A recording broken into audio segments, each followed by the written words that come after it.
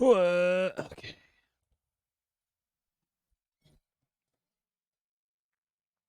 Planescape. Update my journal.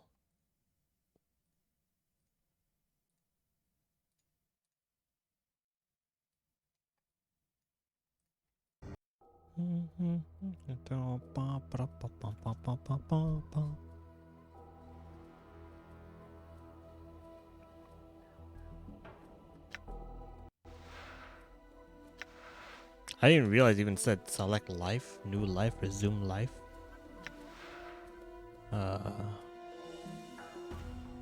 Small dwelling rested. I'm gone. I'm gone. I'm gone. All right. Nighttime now.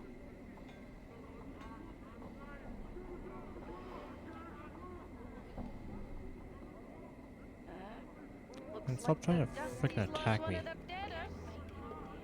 That's one of the deadest.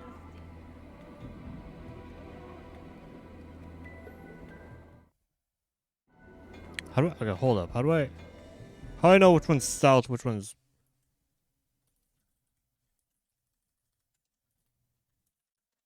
Planescape Torment, Compass?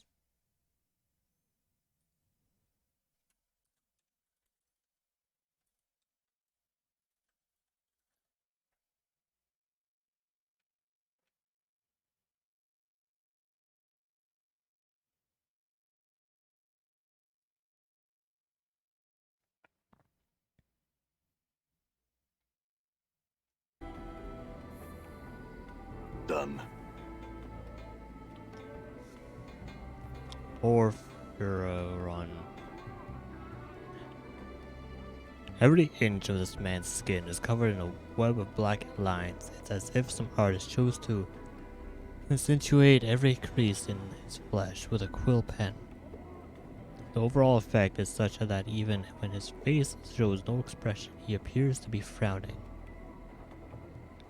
Greetings.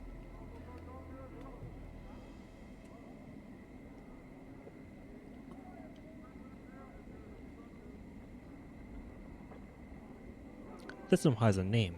This one is called Porphyrin. Porphyrin? Porphyron? Porphyron. The man's voice is like a gong as he speaks. The lines on his face bend and settle into a series of spherical patterns. This one would know. Why do you address this one? I want to ask you some questions about the city. This one would have you know, this one cannot answer your questions. The lines on his face turn twist into angles, then split into a mess of scribbles. This one has only recently stepped foot in this place of walls. Alright then. But I have to ask you this. Why do those lines upon your face move? The lines show anger. Do you take offense? The lines show strain forming. The lines slowly strain, forming into gentle curves. No offense was meant. No offense was meant. Will you accept the many apologies of this one? No offense taken. Why are you angry? This one tells of an event recent. Did you know this one was beset by three? Three demanded an item of this one. This one feared an attack. What does this one do? This one surrendered the item. Well, you were right to be afraid. If there were three, then they might have killed you had you not given up the item. This one has misunderstood. This one has been misunderstood. The lines on his face become angled, then smooth into curves again. This one did not fear being killed. This one feared killing the three. Wait, what?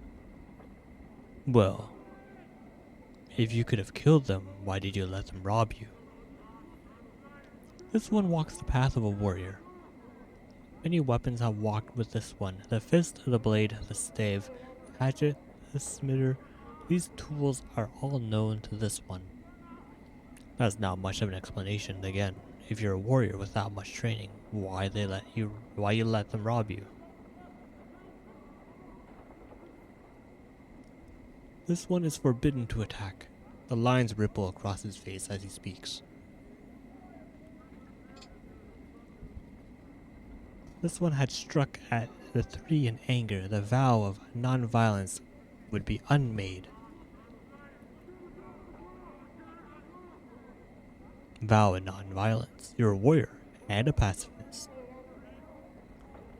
This one is unfamiliar with your speech. What is this? Pacifist? Never mind. Why did you train so much if you're not permitted to attack another? This one is of the Order of Erit Agag. Order of Erit Agi. We await the final days where all will be called to battle. The training and skills of this one, they are to be kept silent until then. In the meantime, you will let yourself be robbed in the street without defending yourself. This one will clarify the item is of value. The discipline of the Erit. How the heck do you pronounce this, dude?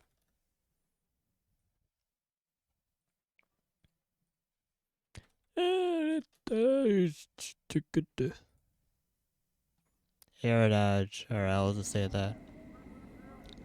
The discipline of the heritage is of greater value. Since you won't fight, any chance you could talk these thieves into returning your item. This one addresses the three thieves. What happens? The requests of this one are met with scorn. The three will not return the item.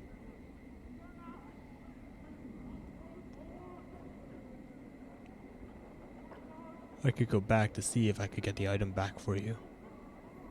This one must ask, would you bring violence to the three that have robbed this one?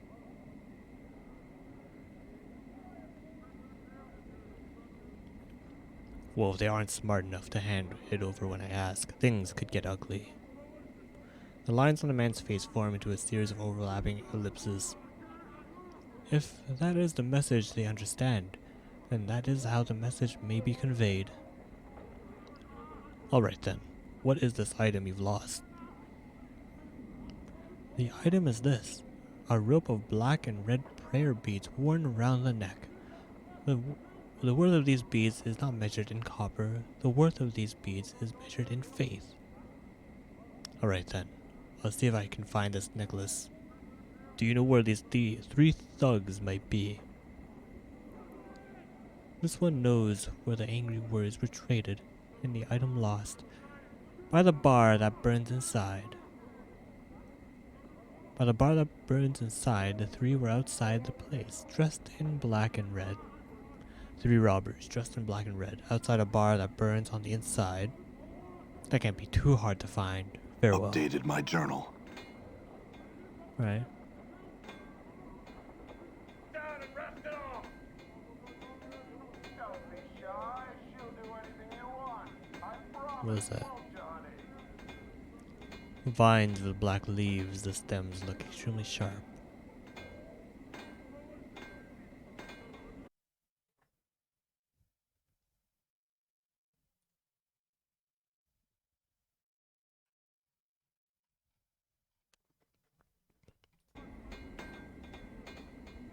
Cutter, come on. You don't want to sleep out here. It's cold.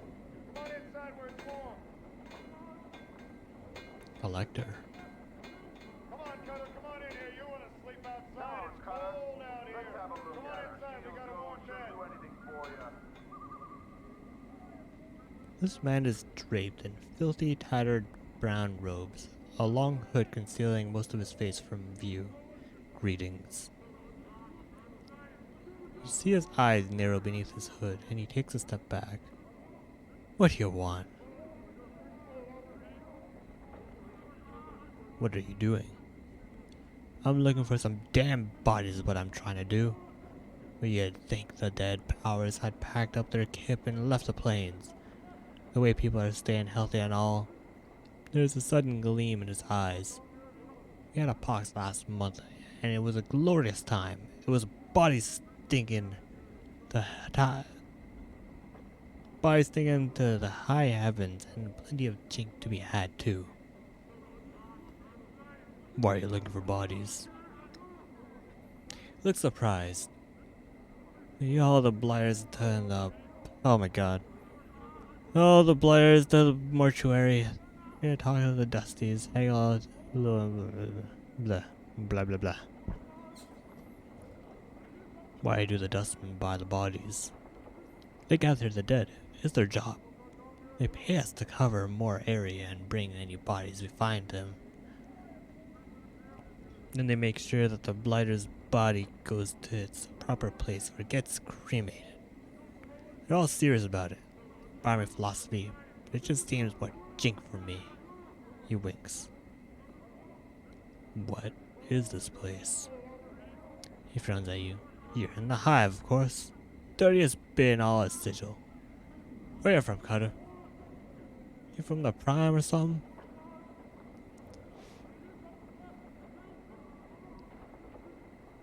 No, I had some questions.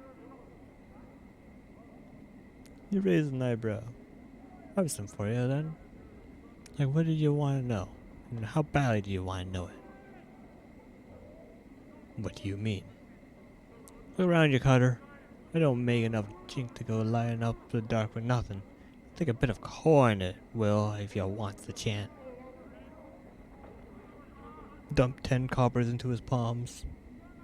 Ask your questions. Can't say as I can help, but I might.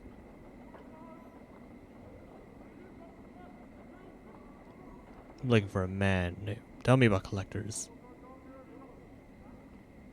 We make our living by dragging debtors off sigil fair streets and hauling their lead bottom horses to the mortuary. Not the best way to earn a living, but it's a start. Not all you want to know, Cutter. He looks at you oddly. I'm looking for a man named Farod. He narrows his eyes suddenly. Farod? What about him? He seems suddenly wary. Why? Farod? He spits sneering contemptuously. Rag Pickers Square, Sharegraves, me boss, the territory, you see? Farod and his dogs came in all back and tried to oust us. He fought him off, he did. So they're all in hiding somewhere now. We still catch one of his lads now and then round the square. Usually we turn him into a quick splodging in the mortuary, the sods.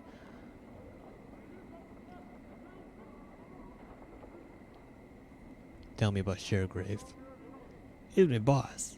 Casts his shadows over a whole mess of collectors. He does. I'd stay away from him unless he got rights. Cause could I talk to the man? I've never spoken with him personally myself. You know where Farod is. Where the rat bastard isn't. And where most of the collectors are called Kip in Rag Picker Square. He's close by that there somewhere at the chant.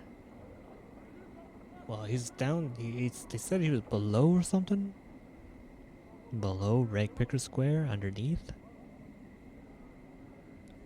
Do all collectors share your opinion of Farod? Yeah, same thing. I'm looking for a journal I've lost. Farod.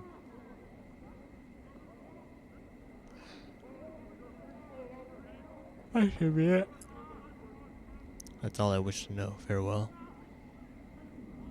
Keep yourself safe, Cutter. If I find you on the streets, I'll be kind to your corpse. This is probably the worst place we can be in Sigil at the worst. What's up? Yeah? Hey, what's eating you, Chief?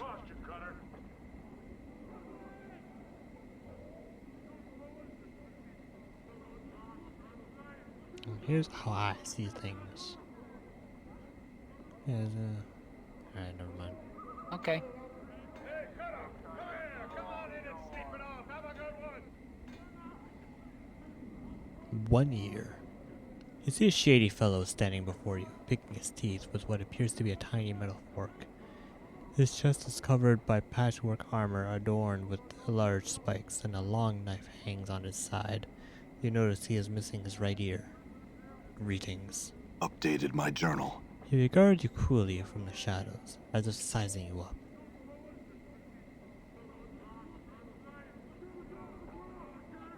I said greetings. What's the matter? Your other ear not working? The one-eared tiefling scowls at you threateningly. Fuck off, Burke, or I'll have your guts off for gutters. If it's gutters you're after, I just happen to have a pair. Your mother almost them in my belly. Oh my god. What the hell?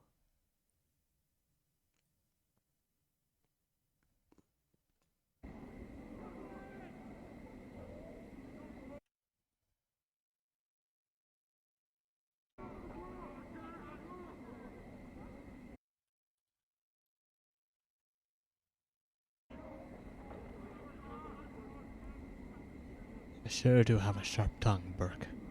I'll cut it and feed it to you. He lunges at you, his knife leading the way. Defend yourself? Oh shoot.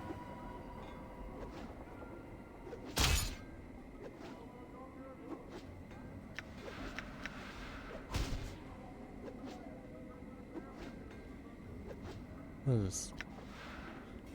Litany of curses. Or can draw upon his repertoire of insults to taunt an opponent to lowering his guard and attacking. Target suffers penalties to hit and damage when enraged. Is this spell cannot target into a creature?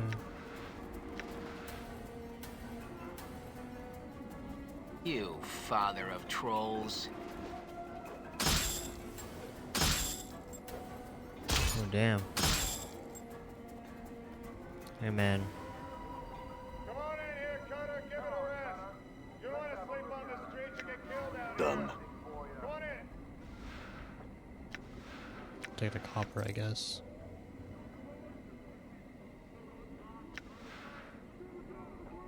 A slim dagger in me.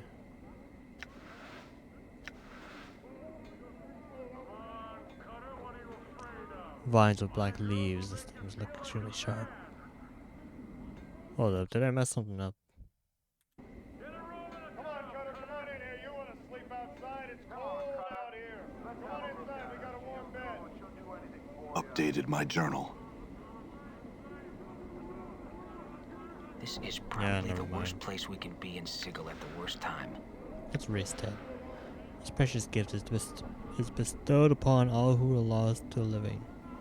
Numerous one is able to cast it 3 times per day, and it is replenished when he rests. The spell restores life back to any slain individual chosen. No saving throw is required. What's up?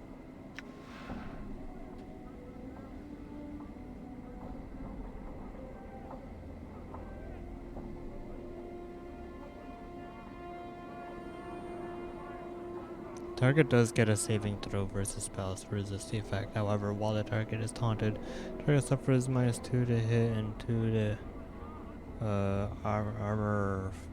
What the heck does AC mean again? Armor class. This special ability can only be used by Mort.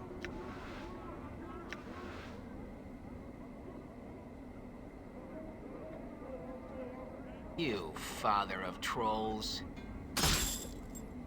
Damn.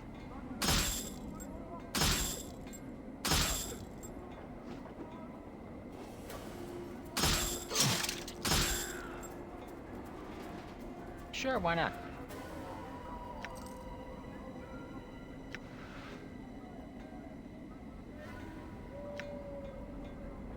All right. It's gonna cost you, Cutter. Just a quick save, why not? Come here. Come on in and sleep it off. Have a good one.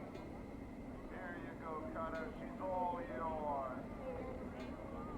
Come on in here, Cutter. Give it a rest. Vines. You don't want to sleep on the streets or get killed out here. Hive Dweller. Come on in.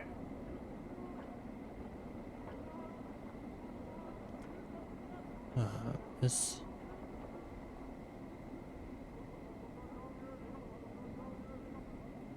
Never mind. Come on, Cutter, what are you afraid of? My girls will make you feel like a man.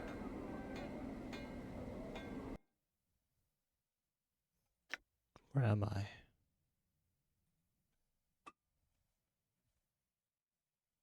Because we're in the hive.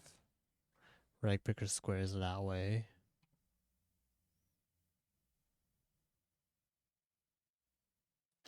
Is it south of the hive, right?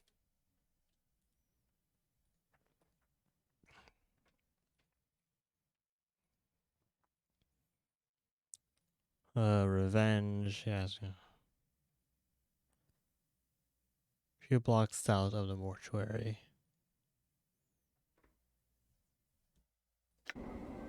Come on in here, Cutter, give it a rest. Mar. You don't want to sleep on the streets or get killed out here. Come on in. Your first impression of Mar is that he needs a long bath, preferably away from any creature that has any sense of smell. You can almost see the stench waft from his body and sinister yellow tendrils. He motions towards you frantically in an effort to get you to come over and talk to him. Ugh. Approach this person and hear what he has to say. A look of excitement crosses his face as you approach. Thank you for stopping. Your name is Mar, and I have a favor to ask of you. I'm listening. It's a matter of life and death. I must be delivering this here box, or it'd be me head for sure. It'd be bad luck that I twisted my leg something fierce, so will you help me by delivering the arrow box for me? Oh, sure, I guess I'll deliver the box for you. Mar slowly takes out a small box from within the recesses of his rag clothing. For the briefest moment, you see a look of regret cross his face, then it is gone. As if he looks at you and hands out the box. Hands you the box. A slight shimmer surrounds the box as both you and Mar touch it. A sigh of relief is heard as Mar releases the box into your care. What now? This need to be delivered to Quatra?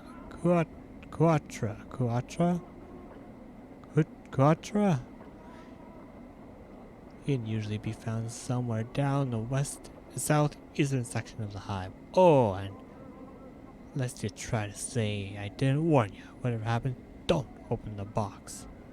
Don't leave the hive with the box. How off with you? Sure. I'll be back when I deliver the box. Farewell. Southeast. Updated my journal. Come on, Cutter, what are you afraid of? My You girls booked will it. make you feel like a man.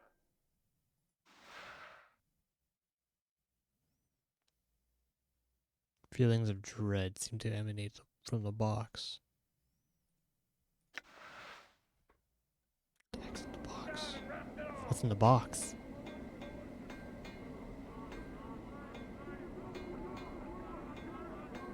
Hey, you! Hey, Cutter, come on inside and get warm. We'll give you some ice. Okay, we'll hold on to the box then. Oh, dude. Here.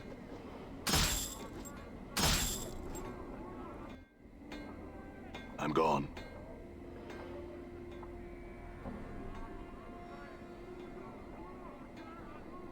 Hey, you!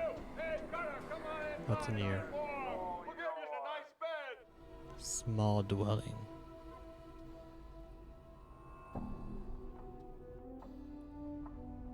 Harlow. You see a short, balding man standing in what serves as a foyer to this ramshackle flop house. His bushy brows are furrowed in concentration as he picks out what appear to be scabs on his large, bulbous nose. Greetings. The man doesn't bother to look up. Instead, he continues to stare cross-eyed down at his nose. Yeah? What you want? Could I rest here? Sure you can, Burke. If you got the jink for it. Nobody puts up here for free. Several Nestor over there. And that's only because no one's had cover enough to mess with him. Very well. How much for a bet? I see 5 coppers. Wipes his dirty hand on the front of his even dirtier shirt and thrusts it towards you, palm up. Give him 5 copper. Rest.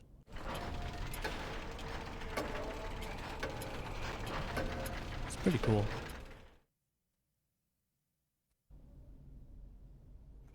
Rested for 8 hours. Is it like daytime now? Oh, it is. Interesting.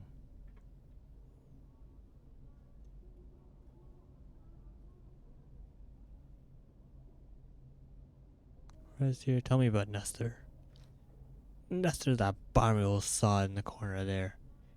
He hikes a thumb over his shoulder toward the back of the room. Watch you step around him, Burke. He's not right in the head. Always rattling his bone box at his fork and all. Wish someone do us a favor and get rid of him. Why don't you get rid of him yourself? You don't think I've tried? I have. And look what I gets for me effort. He leans his face forward and points at the bleeding scab on his nose. By my side nearly bit my nose off.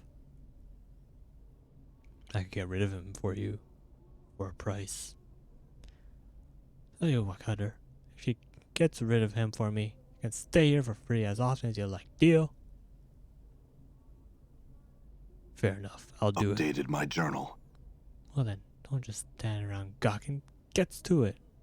He immediately returns to his scab picking. Can't you see I'm busy, man? Done. Ooh.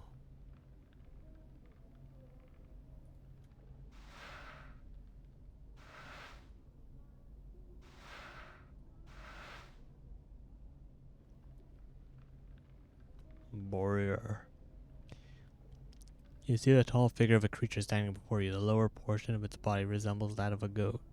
However, just above its powerful forelegs, its shape takes a more human appearance. With a man's torso, arms, and head, all of which are covered in polished armor. The creature's eyes are closed and appears to be sleeping. Greetings. The creature snores briefly, but its eyes remain shut. Apparently it is not a light sleeper. Let the creature sleep.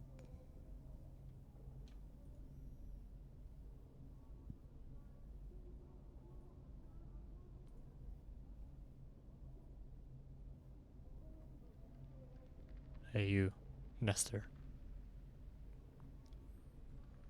You see an aging man in soiled and tattered clothes frantically pacing in the corner. His shock is filthy, white hair sticks out in every direction in his face, encrusted with dirt and streaks of dried blood. It is covered with gray stubble. For a few seconds he stops pacing and flails about suddenly, muttering and cursing as if assaulted by some unseen foe. He does not seem to notice your approach. Greetings. At the sound of your voice, the old loom whirls about to face you, his wide, staring eyes bulging in their sockets. He regards you for a brief moment, then returns to his raving. No, no, no, it's not you. Ooh, but soon, yes, soon. Who are you talking to? The old man seems oblivious to your presence. Ooh, you'll come. You'll come, and oldness will be waiting. Waiting? Who are you waiting for? Waiting, yes. He suddenly plops down on the floor, as if overcome by exhaustion. Long have I waited. Waiting. Takes a deep breath and springs back to his feet. Wait forever if I have to. Do you hear me? Look. Oh, are you alright? No! Nestor's face turns beet red and his whole body shakes in protest. My fork! Can't leave without my fork! Ooh, fork. Your fork. Fork? Can't go home without my fork. Nestor's frenzy reaches a violent crescendo. He begins hopping up and down manically, and then suddenly stops, lowers his head, and runs headlong into a large wooden cupboard that stands against the back wall of the flophouse. Whoa, okay. The force of the impact knocks the old man flat on his back. After a few seconds, he stands up, a dazed expression on his face. Gone, stolen, can't go home without my fork. Stolen, you say? We took your fork. Lester stares at you for a long moment and begins rummaging through the pockets of his filthy tunic. After a few seconds, he produces what appears to be a dismembered ear. Oh, I know. I know who that is. You killed that guy. Judging by the stench and color of the ear, you wager that the old loon has been tooting it around his pocket. You have my fork, don't you? Don't you? Hoo hoo. He holds the ear close as if to speaking to it. Bring back my fork. Maybe I can find your fork. Then you will leave. Wait. Until you bring it back. Then I go home. Right. Go find your fork then. Updated my journal. Well, I know where that fork is. I'm gone.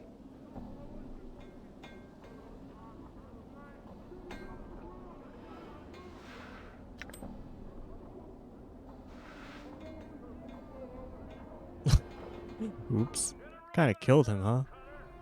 All right.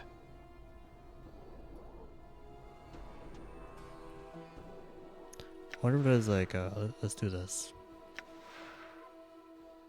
No.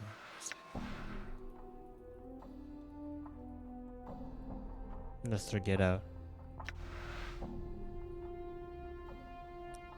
Old man stops his frantic pacing and faces you nervously. Fork? Fork? Can't go home without my fork. Is this the fork you speak of? Mr. hastily snatches up the fork. My fork! My fork! Fork! Woo!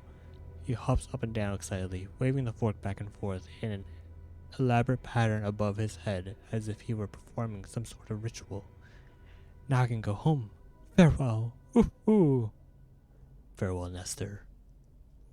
Nestor turns to leave, then as if struck by some afterthought, he turns back around and hands you a scrap of something soft and rubbery. A severed ear. Upon closer examination, you notice that there is an earring still dangling from it. Mark the earring and discard the rotting piece of flesh. Updated my journal.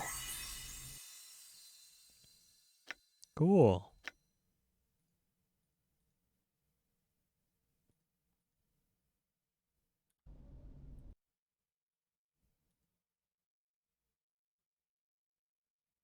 Wait.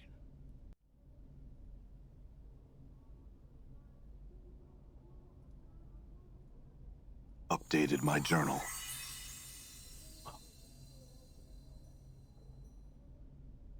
Wait, what? You just freaking vanished. I'm gone.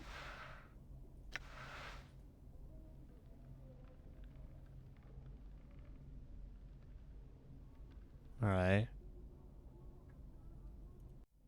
Oh, oops. Why'd I do that? I'm gone.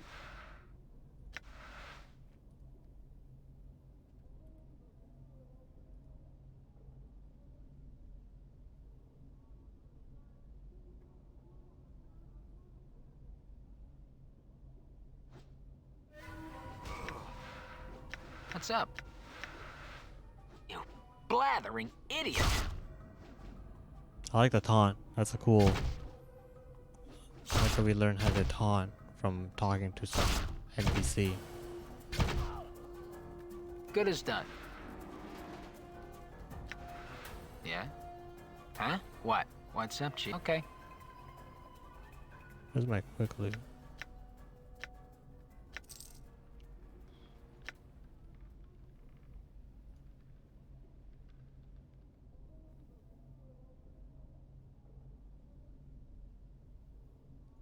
Updated my journal.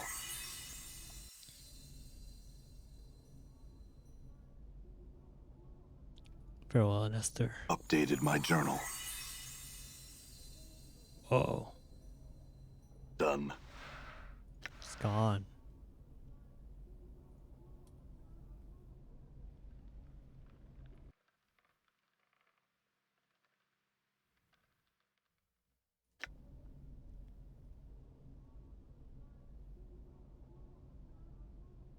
So Net's gone home, eh? Maybe old Sod wasn't so barmy after all. He gives you a hearty slap on the back.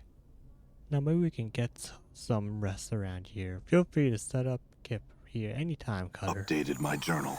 Whoa! It's pretty awesome.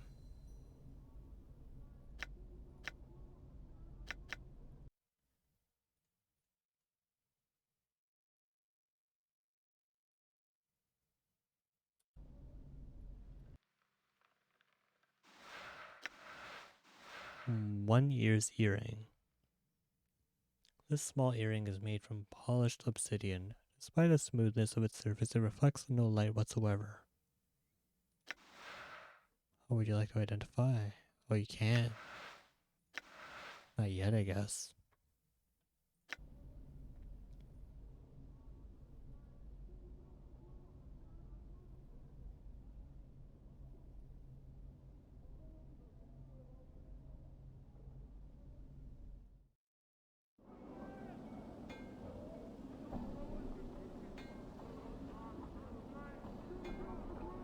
I'm gone.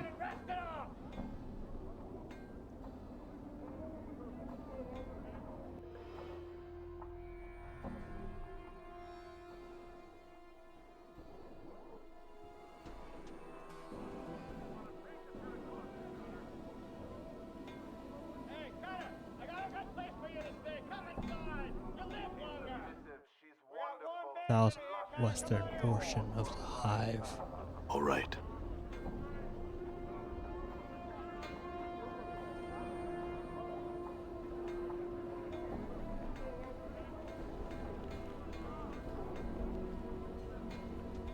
Frightened?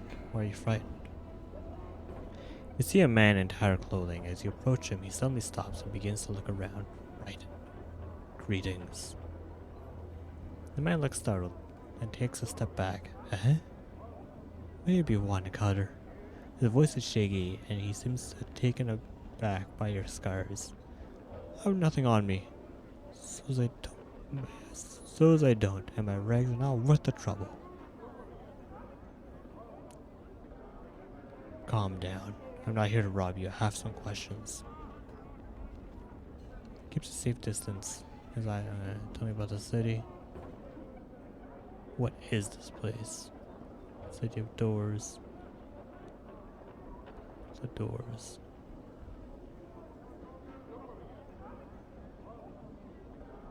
They're more like portals, see? And can be just about anything, a window frame or a picture frame, an archway, a barrel hoop, space between table legs or a statue's leg.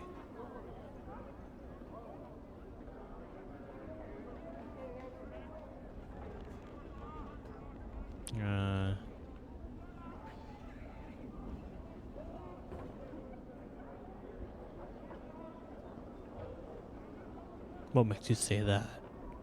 Yeah? Well, don't act like you're from around Sigils, see?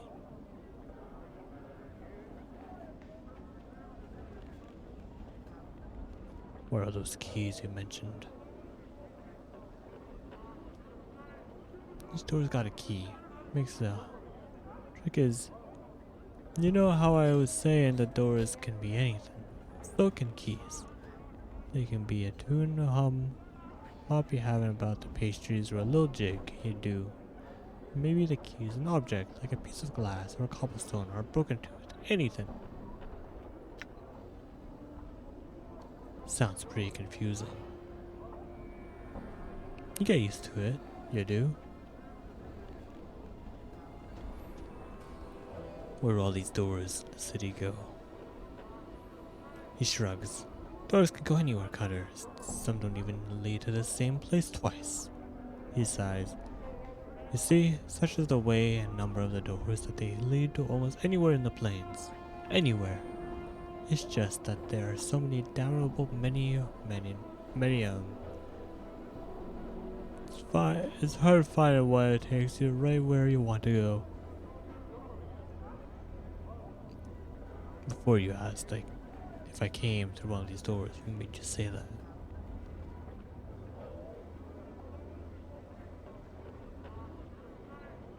Yeah, you tell me about the sigil.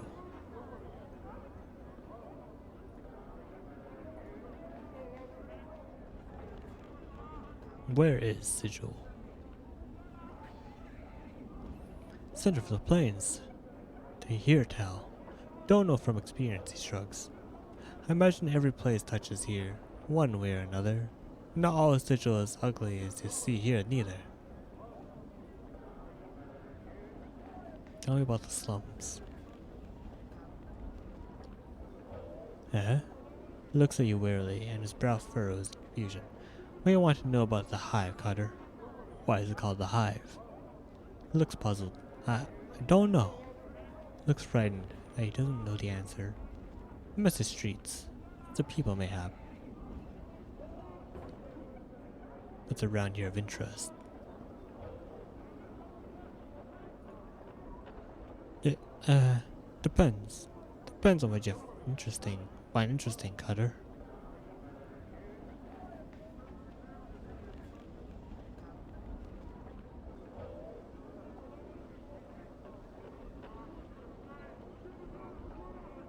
I'm looking for work.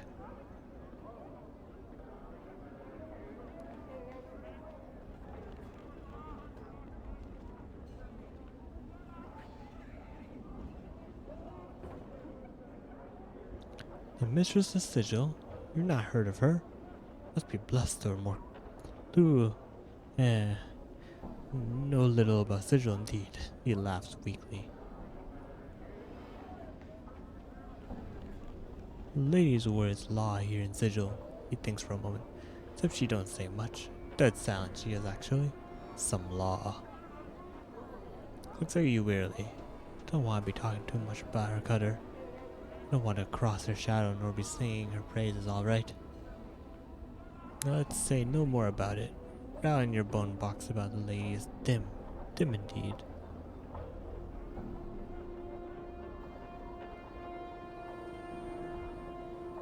Alright.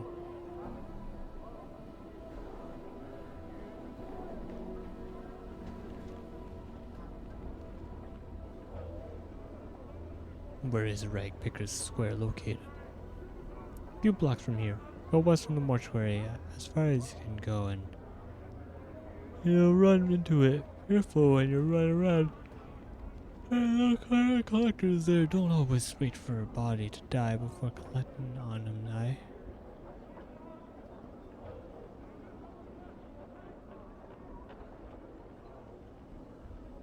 Alright, farewell. Thanks, dude.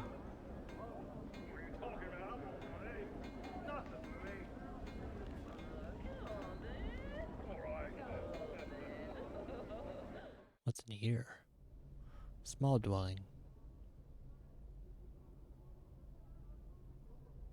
Greetings. What are you doing in my house? Don't you have any manners? Don't just go around entering people's house. I'm sorry. I didn't know anyone lived here. Now you know. Please leave now. Close the door on your way out. I have many chores I still need to finish, and I don't need any more interruptions. Farewell. All right. And I like that she notices.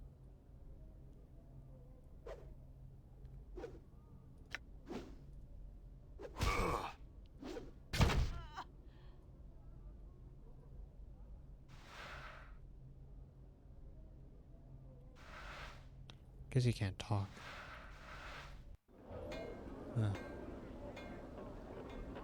All right. Hive merchant. This old merchant has a worldly look to him. His deep voice is gentle but confident. Ah, hello there. Are you ready to sample some of the most delectable treats from across the plains, my good man? What do you have? All manner of delicacies to delight your palate, my good man. Arborean fire seeds, garbar root, Elysian pears, crimson lotus petals, bitopium, shepherd's bread, shift spice from the chaos of limbo, and the sea plums are what I have at the moment.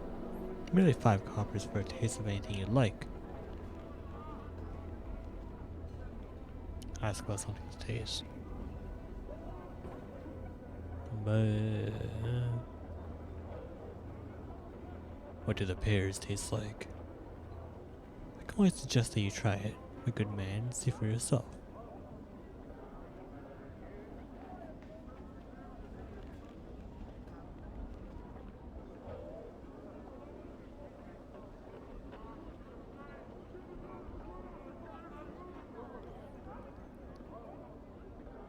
What do the sea plums taste like? Let's try a sea plum. He hands you a small plum of an odd blue-green color. Don't worry, they're pitless. Eat the whole of it.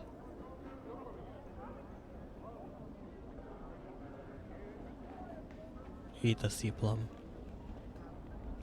The plum's rind is slightly bitter and extremely sour, enough to make one grimace and shudder, but the fruit's meat is remarkably sweet. Eaten together, they complement each other well. No need for anything farewell. I mean, why not?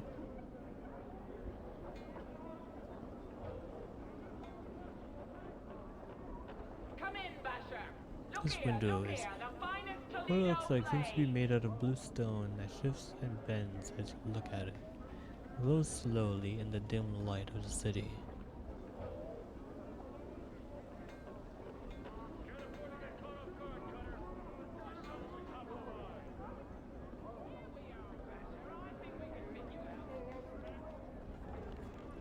You see a spinely looking merchant with a brush of a gray and red stubble across his chin. He wears several layers of brightly colored robes. So much so that he looks like a flag with arms and legs. He is shaking slightly as you watch. Greetings. What are you selling?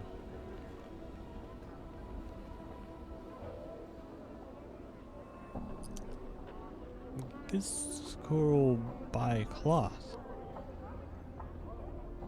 Can I see what you have? Oh, okay. An actual like vendor.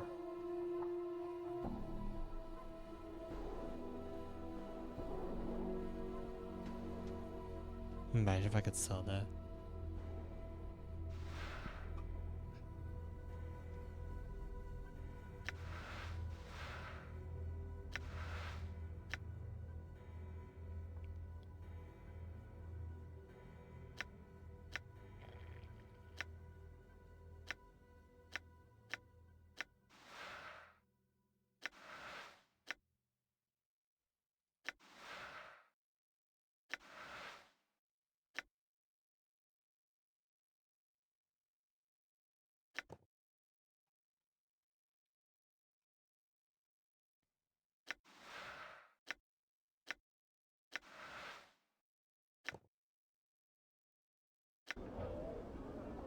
Thanks, dude.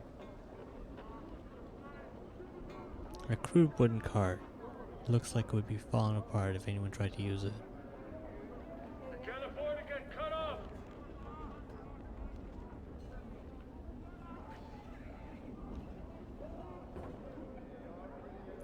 Iron nails.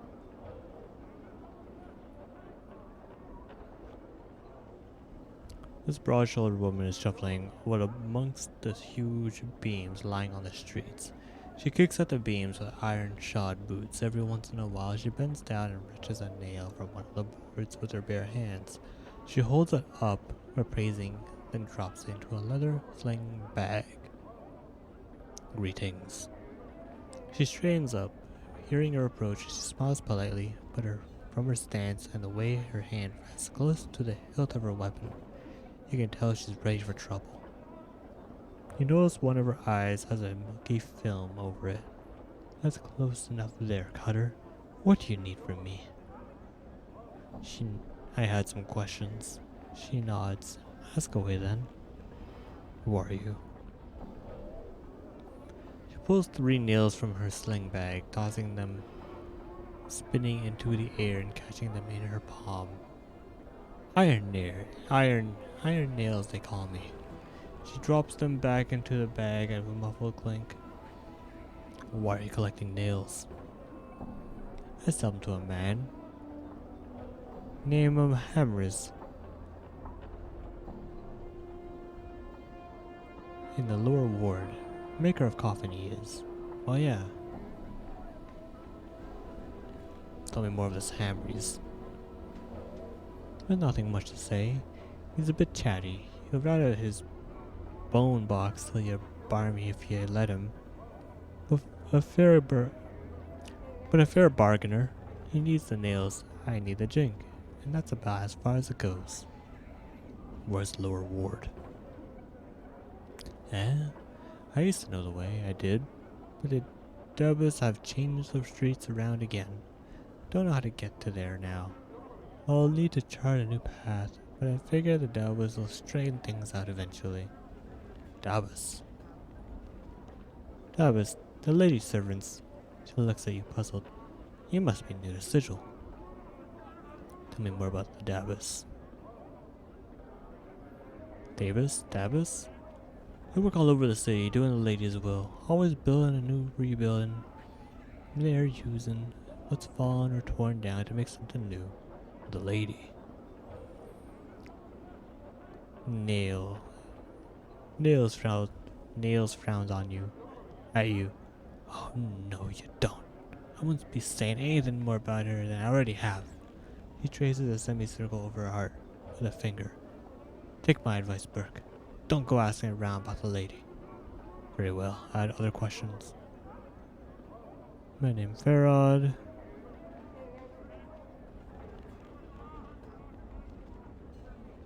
No, I've not. She paused for a moment. You know, that's a good idea. It is a journal. Mayhap I should start one of my own. Yes, it is. It's amazing how much one can forget. A journal can help you hold on to your memories. She mulls over what you said. Yeah, you're right. You're right indeed, Cutter.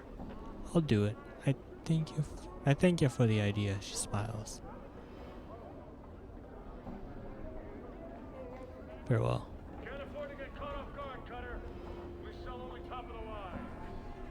Here we are, Basher. I think we can fit you out. Container is locked. Come on now.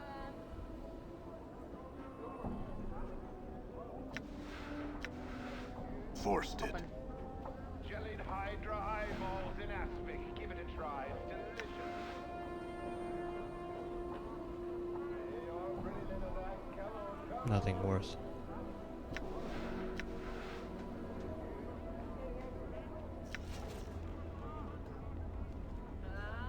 Can't afford to get cut off. Come on now.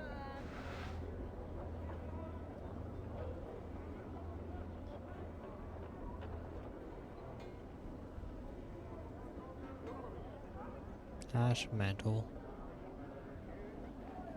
See a dustman in long black robes with a pale face, unlike the dustman you saw in the mortuary. However, this man looks confused and is glancing about, as if looking for something.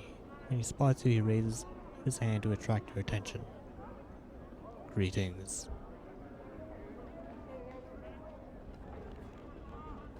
The man seems relieved that you are speaking to him. He bows slightly. Thank you for hearing me, traveler. I am known as Ashmantle, one of the Dustman sect. I was wondering if you could direct me. I don't know the area very well, and I'm looking for a certain establishment, a bar, that those of my sect frequent. Do you know of such a place? Oh, the Dustman Bar. It's by the sanctuary. Orient yourself by the mortuary front gate and walk directly southwest. You can't miss it. The Dustman smiles. Thank you very much, traveler. I appreciate your kindness. The people of the Hive are rarely helpful in such matters. I'm looking for a missing journal. Do you know where I might find one? I do not know where you might find such a thing. I mourn its loss. Really? I thought dustmen didn't value possessions.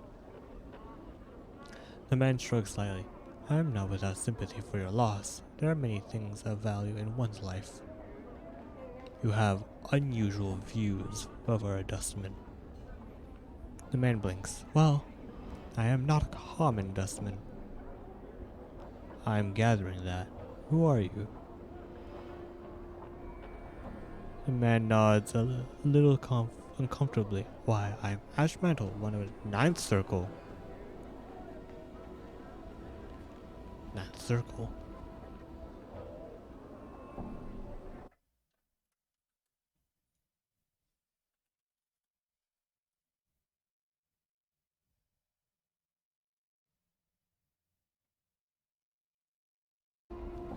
There is no such thing. He slowly tenses up. I don't have time to debate the practices and rankings of the dustman sect with you. You'll have to excuse me. Grab his hand. Your hand snaps out and wraps around his wrist in a crushing grip. See his dustman facade crumble.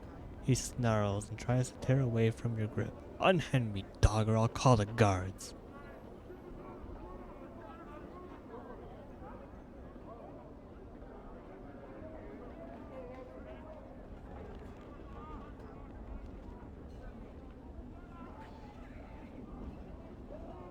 After you answer some questions, dustman. Pah. Looks more irritated than anything else. What gave me away?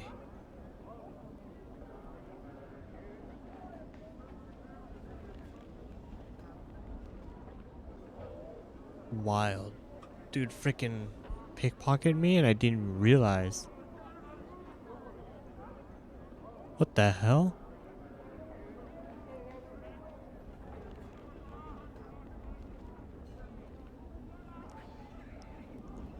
You're ignorant in some of the common dustman philosophies. You should do some research before trying to run a con on someone smarter than you. Now I had some questions for you. What's your question then? What are you doing in that dustman getup? He shrugs. Nobody suspects a dustman. He gives a hollow chuckle. Can make a quick bit of a jink before anyone catches on to the peel. Interesting. I had some other questions. Looking for a journal. So, you think I seen something like that? I only deal in jink work.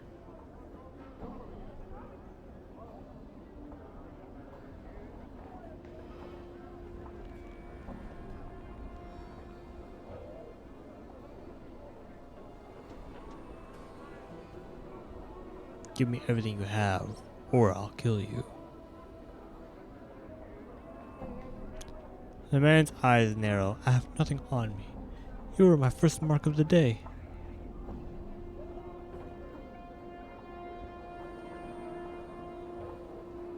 Bluff. No, you're not just playing dumb. You're being dumb. Give me what you have, or the collectors will be scraping a new body off the street. He grunts and gauges you for his chances of taking you, thinks better of it, then touches the lining of his robe. With a sharp jerk, he tears a part of the robe and pulls forth a small bit of copper stashed there. He hands it over. You don't think you would have found it if he hadn't revealed it.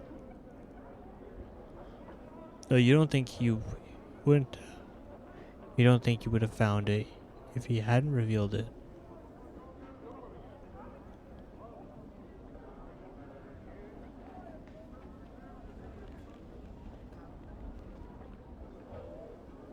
That's it.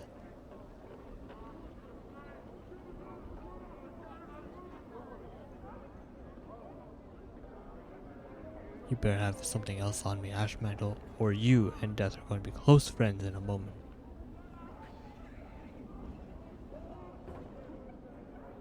He bares his teeth. I have nothing else. Now leave. I don't ever want to even hear of you pulling this little claw in anywhere in Sigil again, understand? He nods. Agreed, we'll never cross paths again. I'll find another peel or a job elsewhere. Very well, now go. We got some money out of that, it's pretty pog. I'm tapped out. Come on, don't be a quick.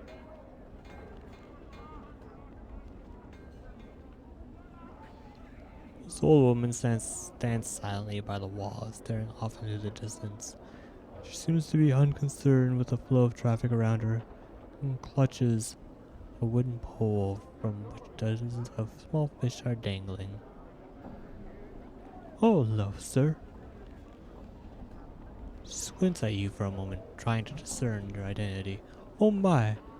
I was thinking one of your regular customers. She proffers her fish bowl. Tuna, sir? Mackerel? Sea cucumber? Oh, fish, thanks. I had some questions. Her mouth presses down to a tight-lipped frown, and she stares off over your shoulder. Look behind you, see what she's staring at.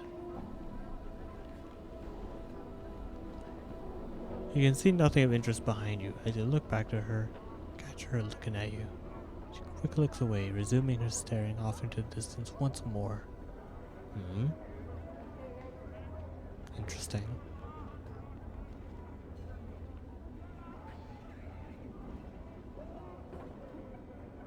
What? Do I look familiar to you? Goodness, no. She pauses for a moment. Aye, you do. Have you seen me before then? I think you're a man with your very likeness, sir. Was so long ago. Tell me. Well, sir, you see, my sight's not so good now. It was back then neither. It wasn't back then neither, but I thought I saw you walking past with a small group trailing along behind you. What did these people look like? It's hard to say. It's hard to say, sir. It was so long ago, and you walked by so quick-like. But I remember now, the way you held your head up, there was a woman following you, trying to stop you. To get to you to turn around and speak to her. But you pushed her away. What happened? Beautiful woman she was, looked so sad, so angry all at once. She stood there for a moment and followed along behind you just the same, hustling to catch up. You said there was a group. Who else was there? She shrugs. There were at least 2 other gentlemen with you, sir.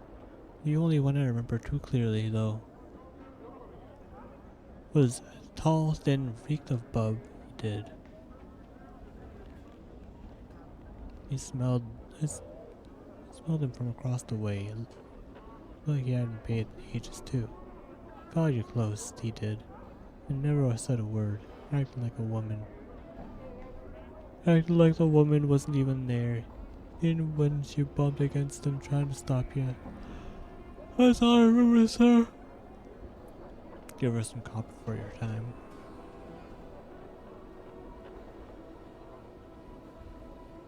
How much do you give the fishwife? Maybe like 5. Oh my. Why, thank you, sir. Most kindly. May Lady Shadow pass you over. Thanks, farewell. Interesting.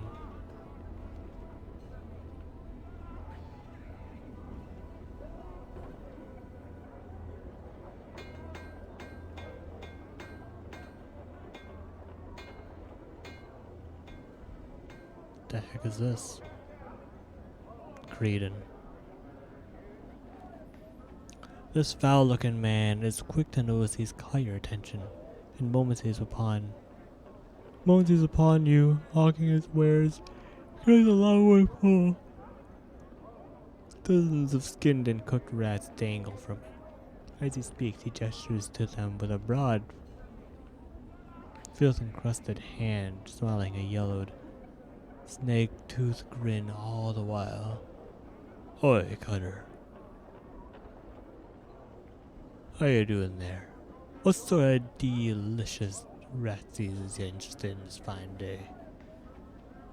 Examine the ratsies.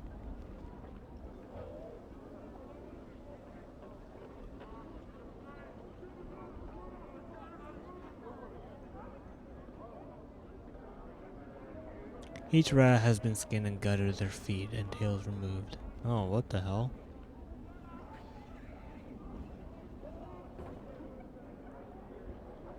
They dangle from the pole by hooks punched through their necks. As you examine the various manners in which they've been prepared, you realize their heads are slightly misshapen. A bulbous knot of bone protrudes from each cranium, covered in whorls that give it the appearance of brain tissue. Those are some strange-looking rats. I've got a keen eye there, Cutter. All I sell is brain vermin, I do. I'm sure you'll find they've got a much richer flavor than your usual rat. Quite nice, really. He offers them to you once more, waving the pole before your face enticingly. The rats sway to and fro, hooked like the tiny sides of beef. Brain vermin. I Cutter, brain vermin. Foul creatures they are. Now you're normal rats. They just eat stored goods and multiply, spread disease and all that. Nuisance. Really no more. Your cranium rat, though. Brain vermin. What I after. They're just trouble. When you get more than a handful of little pikers together, they start to get smart on you. Sometimes real smart. They become more intelligent. Sure as I'm standing here before you, they do. If I ran across any more than 20 of them, I'd flee from a case like that. He snaps to emphasize the point. I would. You get that many of them in a pack, why, they get smart as man, they do. Go on. Here's my best advice for you, Cutter. If you're bent on catching brain vermin, stick to small packs. A dozen or so at most. I'll tell you. He steps close. His breath heat in your face and speaks in a hushed tone. You run into more than that. More than a couple dozen. You run like you're in the shadow of the lady. He backs away from you again. Well, why? What is there to fear? Sorcery, Cutter. Sorcery. He gets enough of those little fiends in space, they'll gain all sorts of odd powers. Make a basher's brain pour out his ears. They will, downright frightening. It's just wrong, I tell you. That's why Sigil's so eager to be rid of him. The bounty and all. Sigil.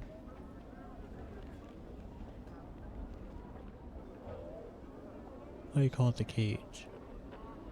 He shakes his head and laughs, causing the dead vermin on his rat pole to wiggle about. See, Cutter, it's on a carrot. All the doors, some folk call Sigil the city of doors. Cage margin. Oh.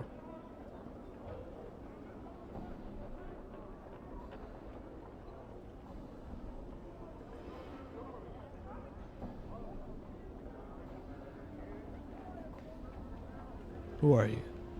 What? Me? Well, I'm Creedon, sometimes called Creed. The butcherer of rats. He smiles grandiosely, exposing ill-matched row of yellow, broken, and crooked teeth. You certainly seem friendlier than most around here. Well, Cutter, I try. Where's all of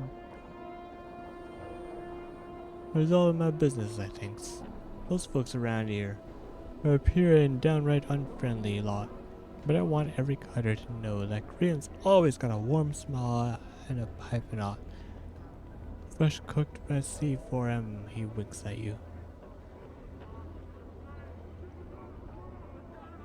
Where do you get all these rats? What, these? He jiggles the pole, causing the skinned rats to bounce about in him. Macquarie, little jig. I catch them myself. I do, in cellars and alleyways about the hive. Tell me about this hive. In their own place of business. They live for a gutter. Do you know why it's called the hive? The rat catcher scratches up his I understand it. There's a cluster of buildings somewhere. Think I'll mess the shacks or ruins. It serves as a gathering ground of sorts. It's called the Hive, and so that's where these slums, this old ward, takes their name from.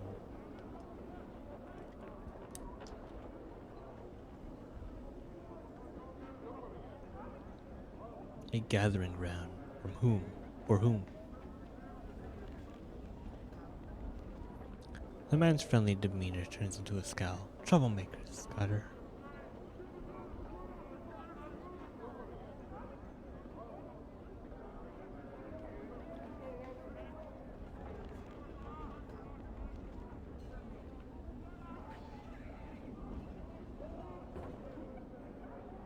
Tell me about Sigil. Where is this exactly?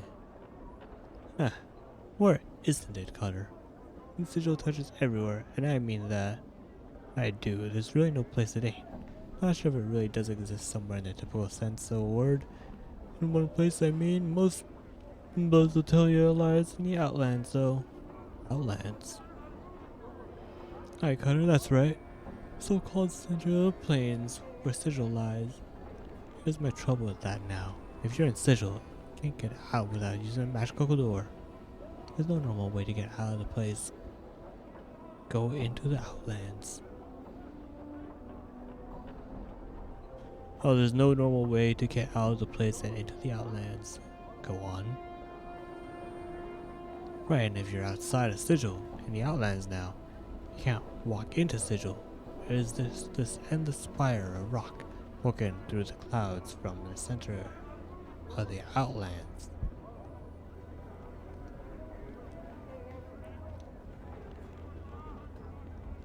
The sigil is supposed to be spinning around the top of it. Yes, continue. He nods. Tell me, Cutter. You can't walk out of Sigil into the Outlands, or out of the Outlands and into Sigil. Who's to say it physically exists anywhere, really? He nods sagely, pleased with his little quandary. Quandary? I think Sigil spread out across all the plains, both everywhere and nowhere at once. Huh. It's pretty freaking deep, dude. What the hell? What is that building there behind you? Tosses a glance over his shoulder. That's the office of Vermin, disease control, Cutter. I sell my rat tails there for jink, and cook the little blighters up and sell them. Someone pays for the tails of those rats. That's right, Cutter. There's a brick in the office of Vermin disease control named Lori. Who pays a bounty on him? The copper in their tail is they gotta be brain vermin, they do, not just ordinary rats. Tell me about this Lord fellow. His name's Phineas. Phineas Lord. I think it was some sort of high-up. He was put down by his rivals and stuck here in the Arsene Sigil. The Burke sits in there, alone, all night and day, it seems, waiting for folks to bring in tales and paying them the bounty. They're the best part. Poor Saw must be allergic to rats, 'cause he always got a huge rash going. Oh, hearts be praised, that ain't that fellow. But down, any idea why they would do that? Well, he's right chatty. He was all rattle. Bone box hours on, just how smart. Mayhap that's got something to do with it, he shrugs.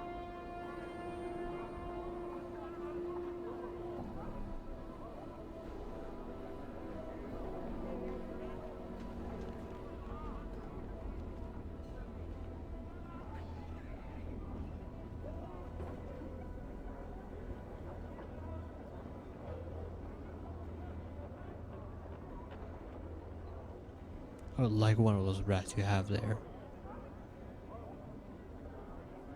Good, Cutter, good.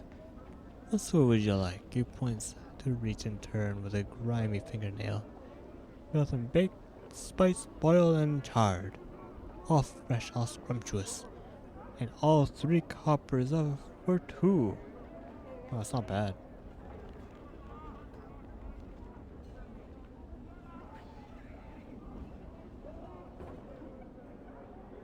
Scrumptious. Doubtful.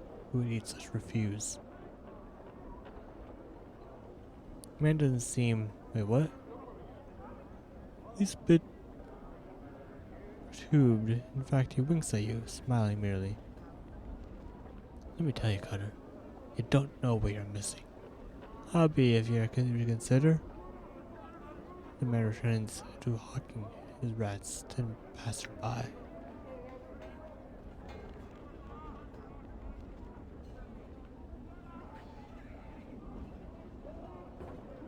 Alright, let's try friggin' spiced.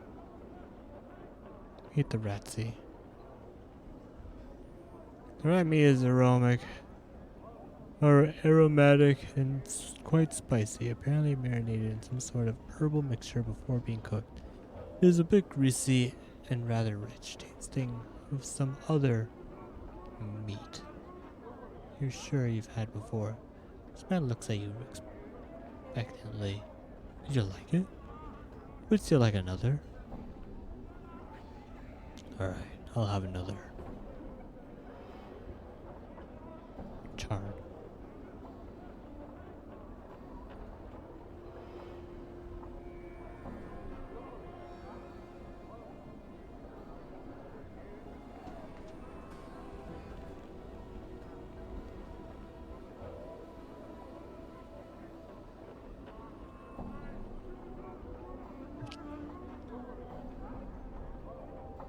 And looked genuinely surprised. Pretty to hear that, Cutter.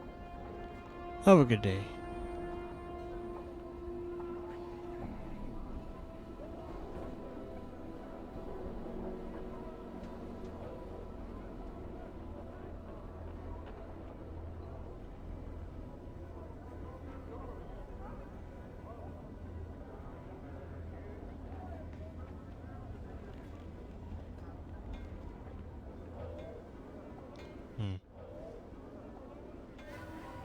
I'm gone.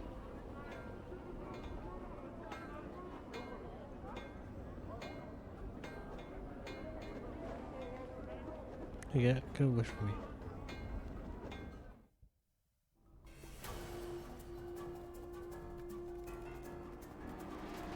Fitness T Lord.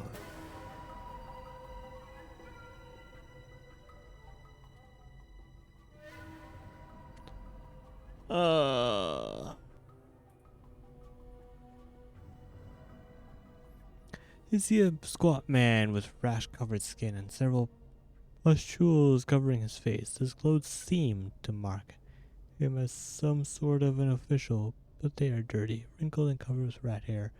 As you watch, your eye scratches himself with his stubby fingers. Greetings. Aye. The little man shrieks and jumps startled. Clutching his heart, he takes a deep breath and pushes his spectacles up on his rash-ridden nose. Yes, yes?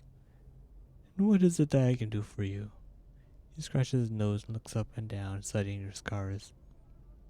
I have little to nothing in the till. If you have come to plunder the premises, this local is ill chosen.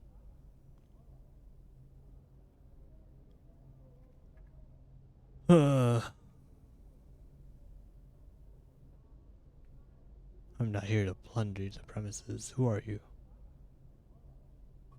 Oh my god, Lord the freaking 34th? 39th, oh wow, bad. V as an X. I am Inspector Phineas T. Lord, the 39th, in charge of this hive branch of the Office for Vermin and Disease Control. It is my distinguished privilege, he scratches his chest and puffs up, to inform you that we, in this bureaucratic sense of the word, we, meaning to encompass the sigil bureaucracy as a whole, for accepting bounties on all manner of vermin and strays that infest the scratches again. Fair streets of Sigil, hub of the multiverse and the city which sits at the center of all things, the city of which all other cities are measured. Bounties. Updated my journal. Yes, yes. We, in the bureaucratic sense of the word we, mean to encompass the sigil bureaucracy as a whole, are accepting tangible proof of the eradication of vermin, of brain vermin, aka cranium rats, from the hive area where they have clustered quite thickly for the past many years. As a recent census of the vermin population has shown, I'm empowered by the Sigilian bureaucracy to pay a bounty of, he puffs up dramatically, 1 copper per cranium rat delivered to my branch office. Cranium rat. Cranium rat.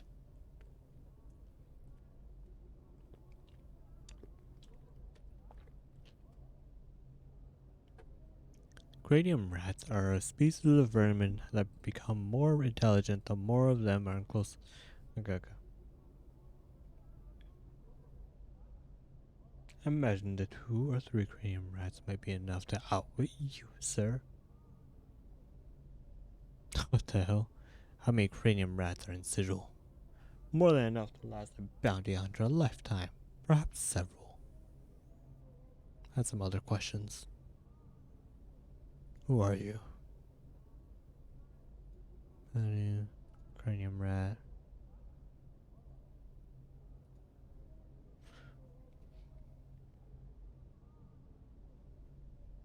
How did someone as illustrious as you end up in such a place? Well, it was quite an epic tale, you see. I was born here in Sigil. Oh my god, no, did you just freaking pass time by talking to me?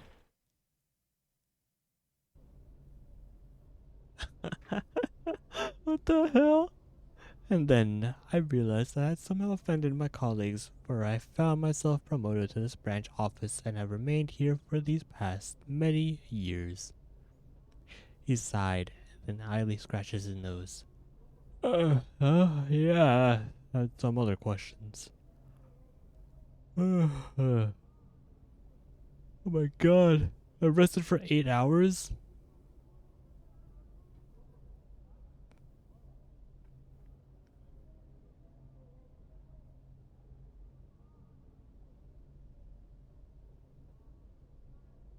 Is that a rash of your contagious?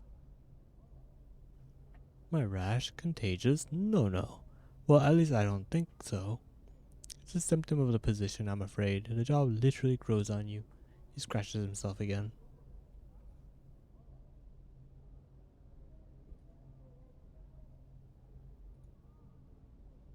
Alright, I guess that's it. Damn. I'm gone.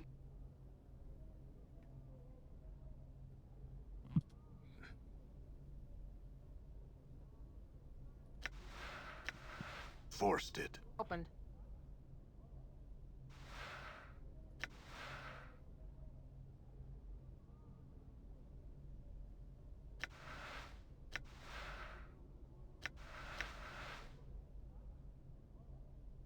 This board has number of rat tails pinned to it.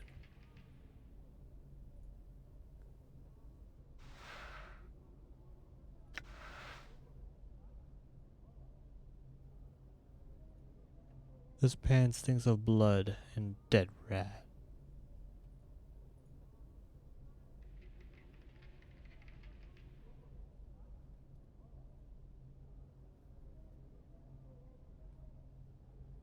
Need a key?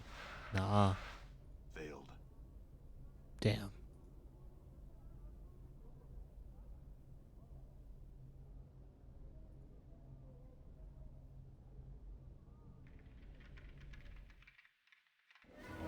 I'm gone.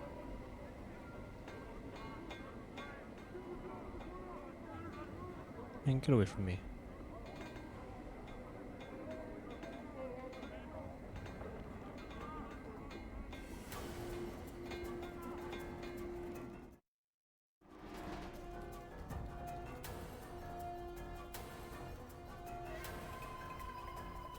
You could use what you have in your cash box, and I'll be going.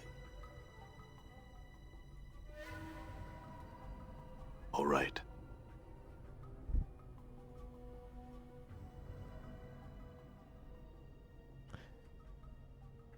You have your cash box and I'll be going, eh? Well, most certainly. He reaches into his cash box beneath the counter, cracks the lid, and fishes around inside. His hand merges with a few coins, which he gives to you. Hope you feel some small measure of guilt for this action. Oh. Nah. All right.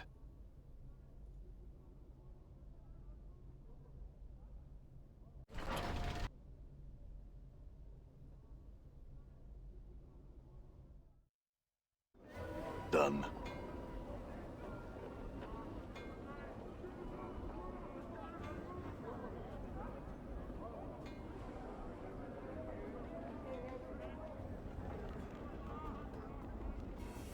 Man. Why they gotta follow me? Oops.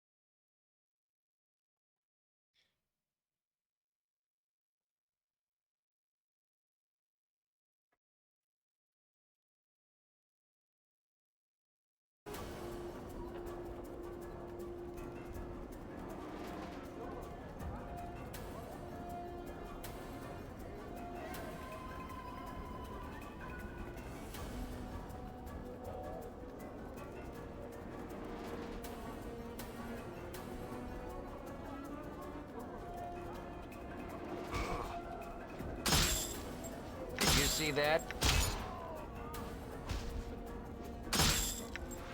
What's up? You leatherhead.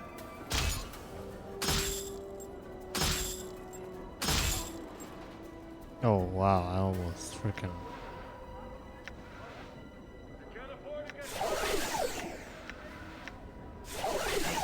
We're being watched, Chief. All right. Just look natural. Casual.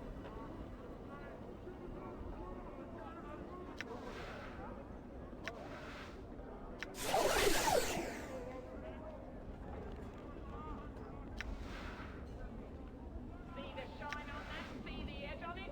I tell you what, Cutter, that'll do you, you business.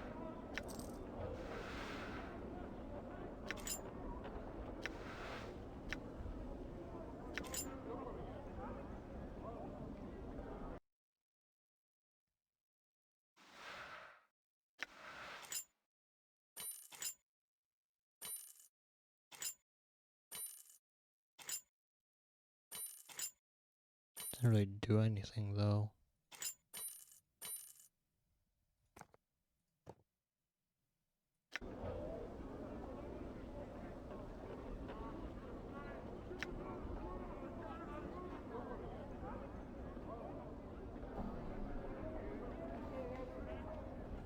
Guys, freaking.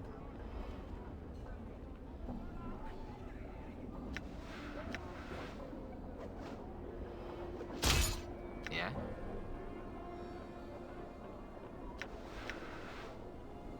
You know, if I gotta slam my eyeballs against you one more second, I'm gonna puke.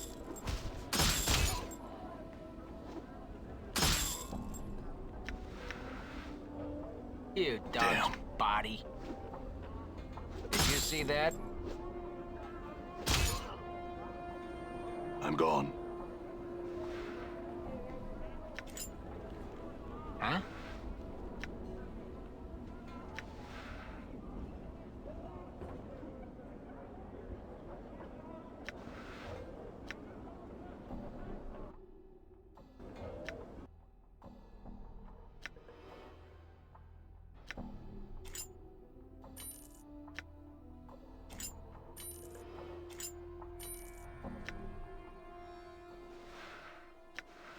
Done.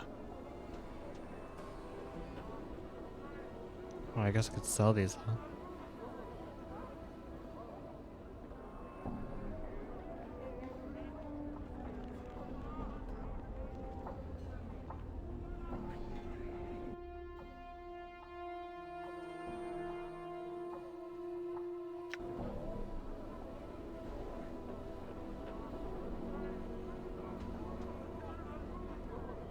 Sell plates, cups, jugs, all finest.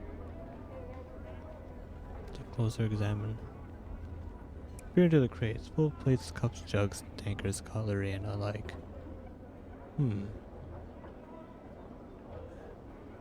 But some they look to be of varying degrees of quality, but some appears to be quite nice.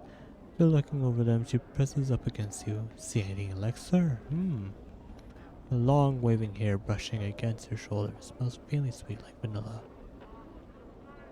Where does this all come from? She flashes a wicked grin. My lovers are all burglars, sir. These goods are pilfered from the homes of Sigil's nobles. Upon seeing your expression, she laughs sweetly.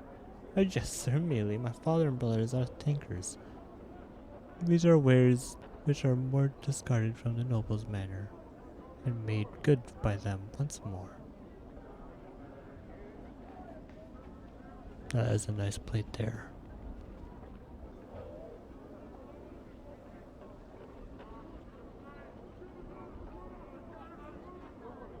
My apologies. I don't need any plates. Farewell.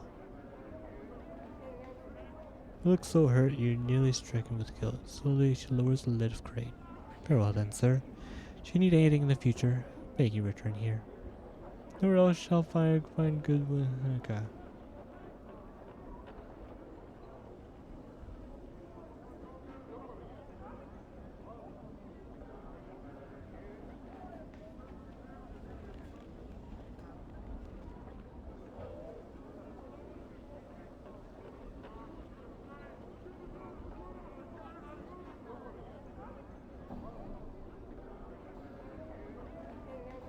See the shine on that? See the edge on it?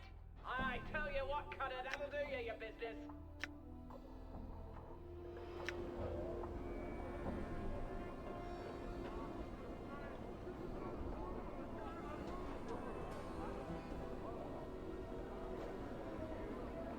These barrels are empty. The hoops binding the wood are almost completely rusted through. Try these spices, sir. Oh, you can just taste them all over here.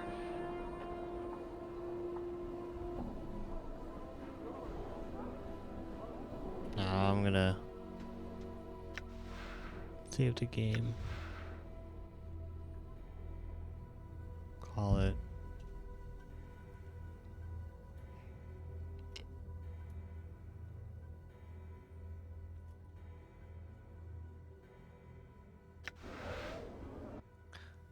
Alright.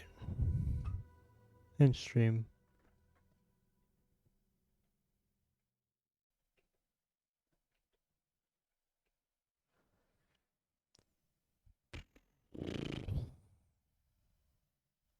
Have a good night, my dudes. And I'll see you next time.